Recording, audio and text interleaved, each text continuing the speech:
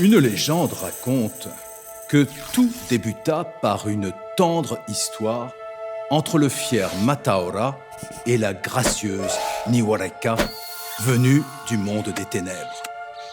Mataora fut aussitôt séduit par sa divine beauté, et les deux s'unirent. Mais un jour, emporté par sa jalousie, Mataora frappa Niwareka, et celle-ci s'en retourna dans son monde. Pour se faire pardonner, il l'y rejoignit après un long voyage. Or, en arrivant, ses peintures faciales étaient toutes défaites et l'on se moqua de lui.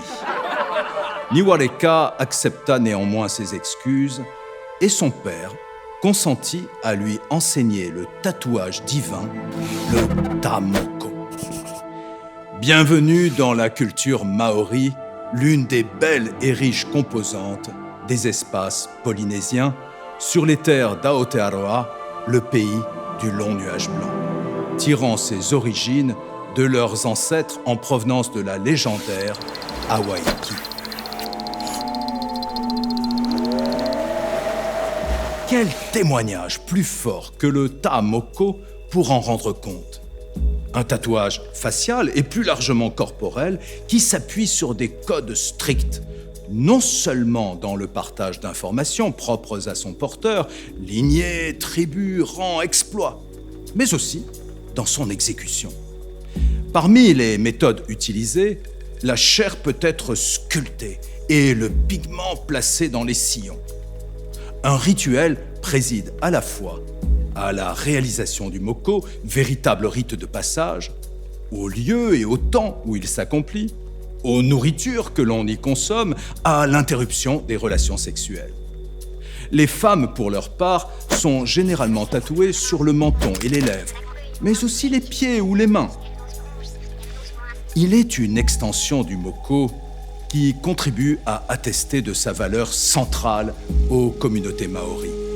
Ce sont les mokomokai, des têtes coupées, de vraies têtes, séchées et conservées, dont le visage porte le Ta-Moko. Qu'il s'agisse de garder le témoignage d'un chef, d'un guerrier, ou de manifester la victoire sur les ennemis en prélevant des trophées, les mokomokai tiennent un rôle majeur. Placés dans une boîte finement sculptée, ils constituaient un bien précieux pour les familles, sortis lors de certaines cérémonies sacrées. Les mokomokai firent l'objet d'une intense activité d'exploitation lucrative, tout particulièrement durant ce que l'on a nommé la guerre des mousquets, au début du XIXe siècle. Ils y devinrent des objets d'échange en vue de l'acquisition d'armes à feu. Leur rapatriement est aujourd'hui réclamé et obtenu çà et là par le gouvernement de Nouvelle-Zélande.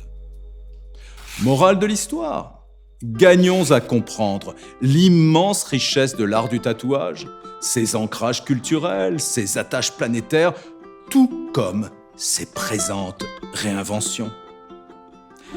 Un singulier personnage, du nom de Barnett Burns, marin et commerçant anglais, qui vécut une vie assez agitée entre 1805 et 1860, fut l'un des premiers Pākehā à vivre avec les Maoris et à recevoir un tatouage facial complet. Drôle de monde!